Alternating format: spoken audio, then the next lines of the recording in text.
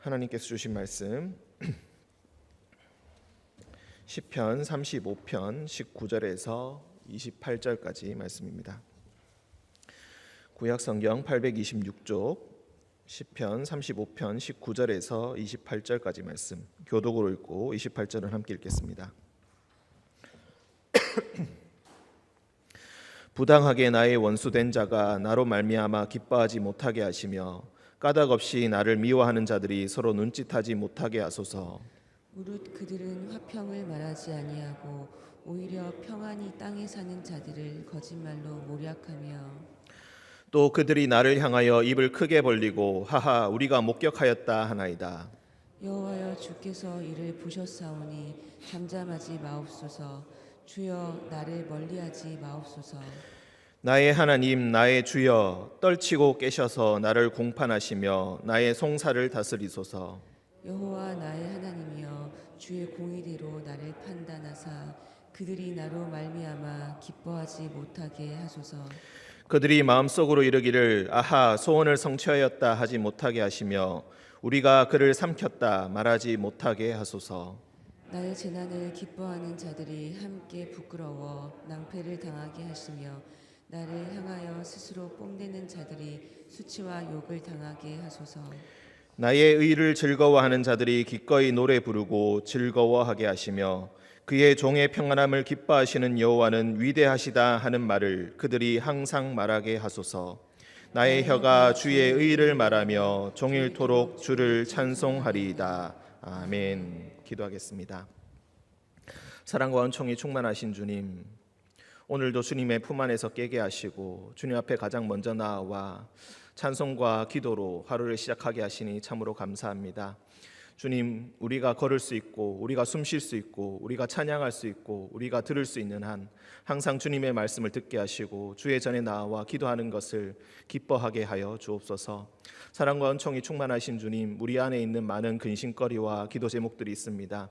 그것들 모두 주님 앞에 내려놓사오니 주님께서 알고 계신 줄 믿고 주님께 또한 기도드리오니 주님께서 들어주시고 주님께서 우리의 마음의 근심을 모두 덜어주옵소서.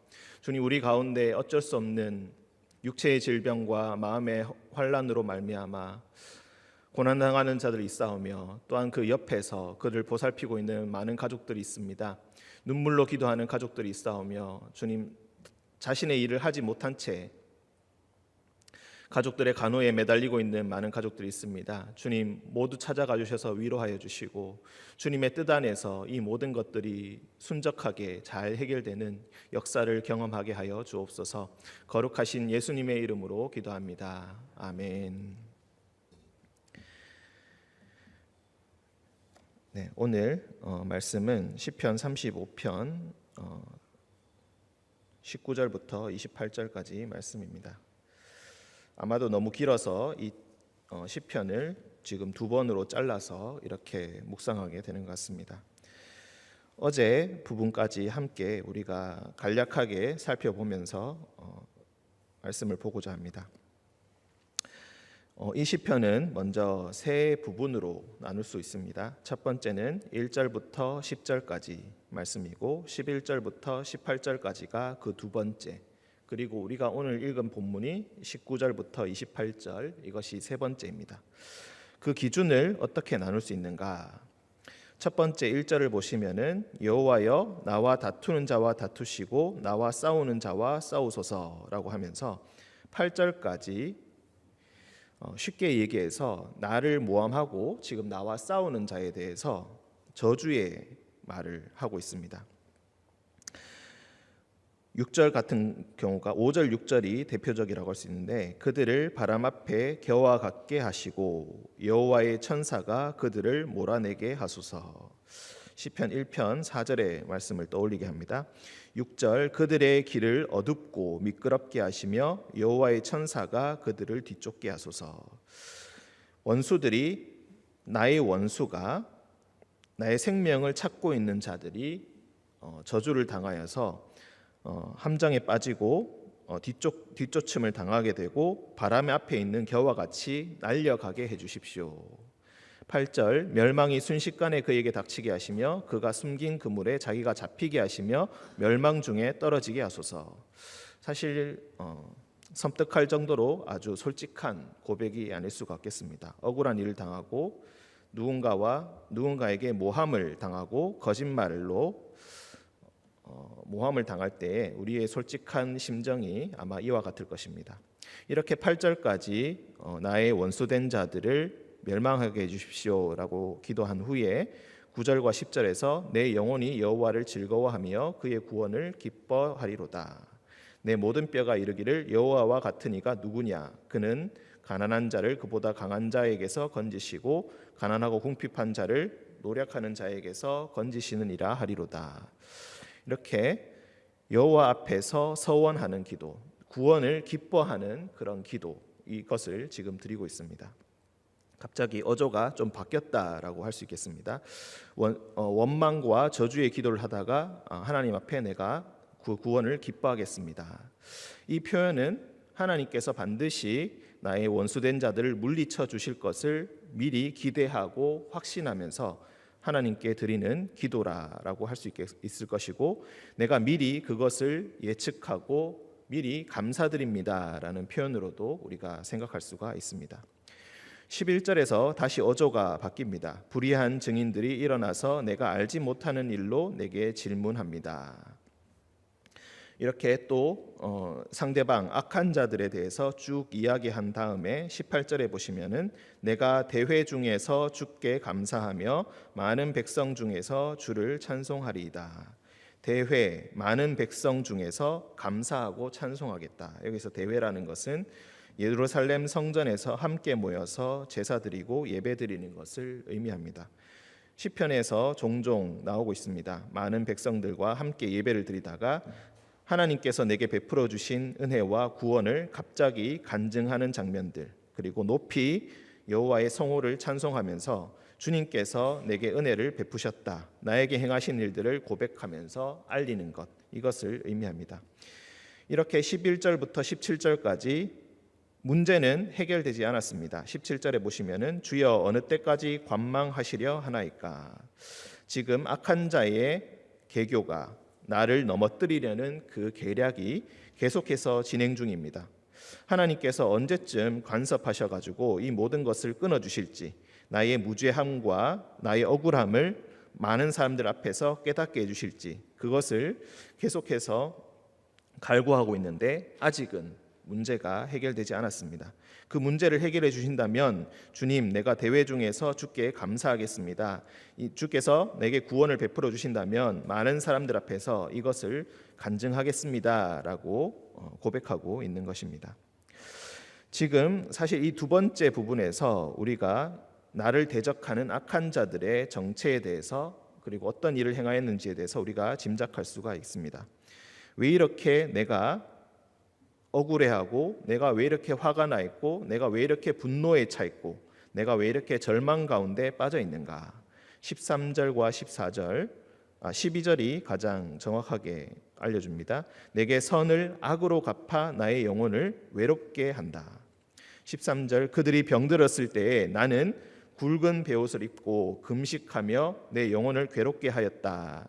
즉 내가 그들의 병이 낫기를 하나님 앞에서 아주 간절하게 기도하였다. 그런데 그 기도가 내 품으로 돌아왔다라는 것은 내가 했던 그 모든 기도가, 내 모든 사랑이 전달되지 못하고 다시 돌아오게 되었다.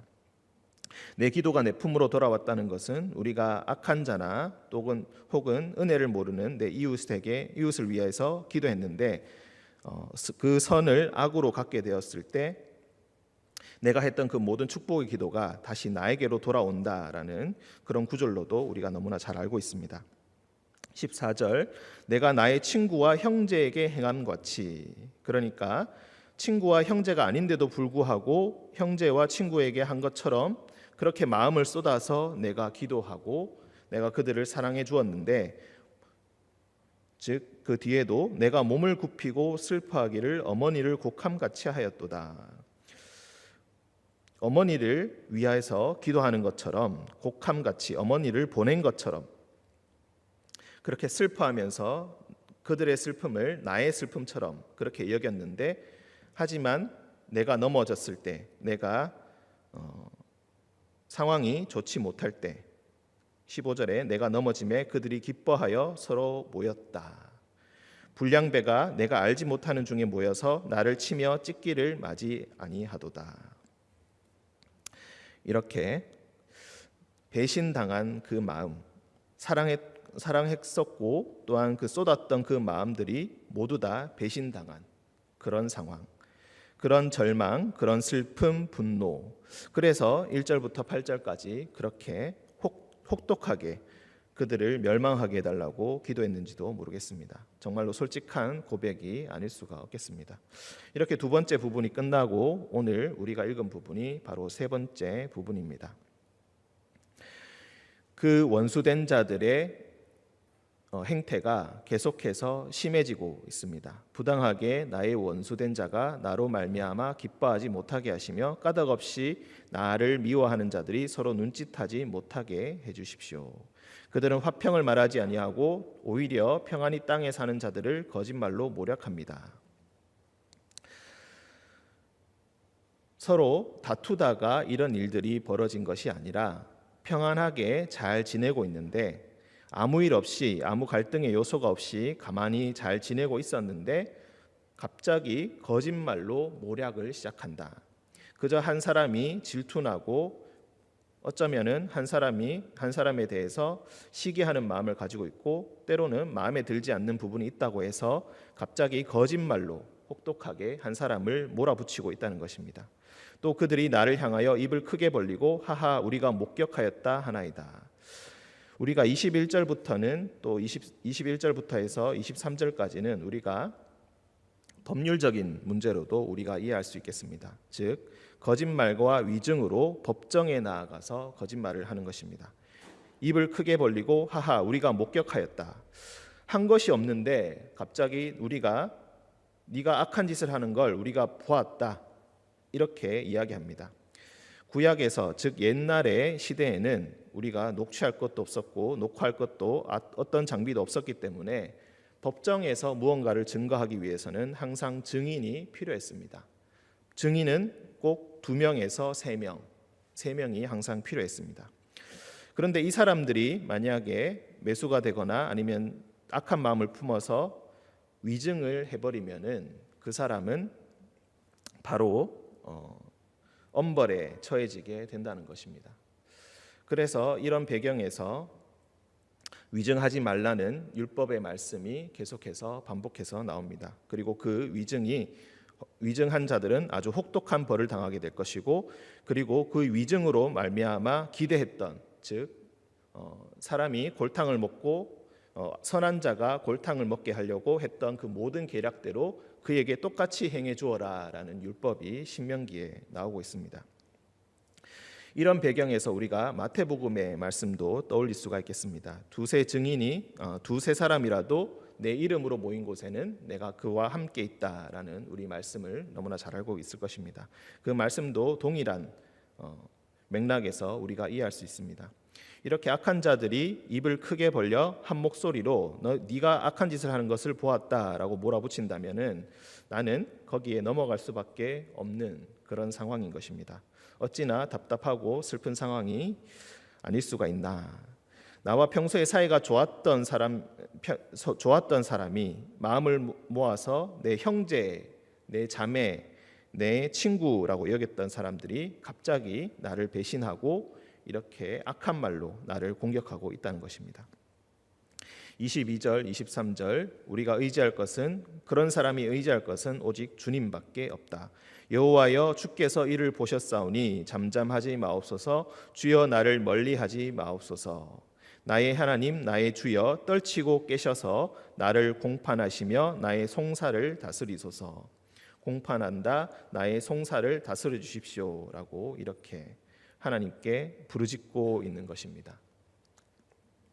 그저 단순한 개인 간의 분쟁이라든지 그런 차원을 넘어서 이제는 법적인 문제로 그리고 사회적인 문제로 그리고 하나님의 평안함을 공격하는 악한 세력의 문제가 점점 더 커지고 있는 것입니다. 그래서 이것을 해결할 수 있는 방법은 개인의 해결책으로 할 수 없고 사회적인 제도라든지 사법 제도로도 해결할 수가 없고 오직 하나님께서만이 이를 해결해 주실 수 있습니다. 나의 무죄함을 아시는 분, 나의 억울함을 아시는 분은 지금 주님밖에 없습니다. 나는 온통 벽에 가둬져 있고 나의 목소리를 들어주는 사람이 아무도 없습니다. 주님 부디 나의 목소리를 들어주시고 이 모든 송사를 주님의 뜻대로 해결해 주십시오. 24절, 25절도 똑같이 반복돼서 나옵니다. 여호와 나의 하나님이여 주의 공의대로 나를 판단하사 그들이 나로 말미암아 기뻐하지 못하게 하소서. 그들이 마음속으로 이르기를 아하 소원을 성취하였다. 여기서 소원을 성취하였다는 것은 우리의 계략이 성공했다. 저 사람이 골탕을 먹었다. 저 사람이 결국 벌을 받게 되었다. 참 기쁘다, 좋다 이런 말들을 하지 못하게 해주십시오. 우리가 그를 삼켰다는 것은 계략으로 그를 넘어뜨렸다라는 것을 의미합니다. 그런 것들을 말하지 못하게 해주십시오. 나의 재난을 기뻐하는 자들이 함께 부끄러워 낭패를 당하게 하시고 나를 향하여 스스로 뽐내는 자들이 수치와 욕을 당하게 하소서. 정말 큰 고통과 그 마음의 짐을 가진 자들이 하나님 앞에 털어놓을 수 있는 가장 솔직한 고백이 아닐 수가 없겠습니다. 27절과 28절은 역시 세 번째 반복되는 감사의 서원입니다. 나의 의를 즐거워하는 자들이 기꺼이 노래 부르고 즐거워하게 하시며 내가 의롭다 하는 것을 알고 있는 자들, 그 자들이 기꺼이 노래 부르고 즐거워하게 해주십시오. 그의 종의 평안함을 기뻐하시는 여호와는 위대하시다 하는 말을 그들이 항상 말하게 하소서. 선과 악이 분명히 구분되고 선함이 승리하게 해주셔서 여호와 그의 종의 평안함, 그 평안한 그것을 샬롬, 그 샬롬을 기뻐하시는 여호와가 위대하시라는 고백을, 그 찬양을 다시 한번 성전에서 많은 사람들 앞에서 할 수 있도록 해 주십시오. 나의 혀가 주의 의를 말하며 종일토록 주를 찬송하리이다. 주님께서 이것을 해결해 주신다면 나의 입술이, 나의 혀가 주님께서 의롭게 행해 주심을 항상 고백하면서 종일토록 주를 찬송하겠습니다. 우리가 이 악한 자들, 악한 적들에게서 나를 건져달라는 이 기도가 3번 반복되고 감사의 서원이 계속 3번씩 반복된다는 것을 우리가 알게 되었습니다. 그리고 그 마지막 부분이 바로 우리가 읽은 부분입니다. 왜 이렇게 3번씩 반복을 하고 있을까요? 내 기도를 들어주신다면 주님, 내가 참으로 기쁘겠습니다. 내가 항상 주님을 찬송하겠습니다. 나의 가난함, 나의 궁핍함을 주님께서 알고 계시니 부디 이것을 해결해 주십시오. 하지만 문제는 잘 해결되지 않고 점점 더 심각해져 가고 점점 더 무거워져 갑니다. 그 가운데서 절망과 그리고 상대방을 저주하고 싶은 마음 가운데서 계속해서 하나님께 부르짖으면서 주님 해결해 주십시오 하면서 3번째 기도하고 하나님께 자신의 서원을 올려드리고 있는 것입니다. 우리의 인생도 어쩌면은 이와 비슷할 것입니다. 기도하면 금방 해결될 거라고 믿었고 아무 일 없이 잘 해결될 거라 믿었는데 상대방의 배신과 그 뿌리가 어찌나 깊은지, 그 증오의 뿌리가 어찌나 깊은지 내가 무언가 잘못하였나 생각할 정도로 내가 그동안 행했던 것들이 참으로 허무한 것이 아니었나 생각이 들어서 내 마음이 너무나 섭섭하고 억울하여서 그것 때문에 견딜 수가 없게 되어서 내 영혼이 절망 가운데 빠져서 외로워져서 이렇게 우리가 기도하고 또한 주님께 부르짖는데 문제는 점점 더 심각해져만 가는 것입니다. 해결해 주실 것은 오직 주님밖에 없습니다.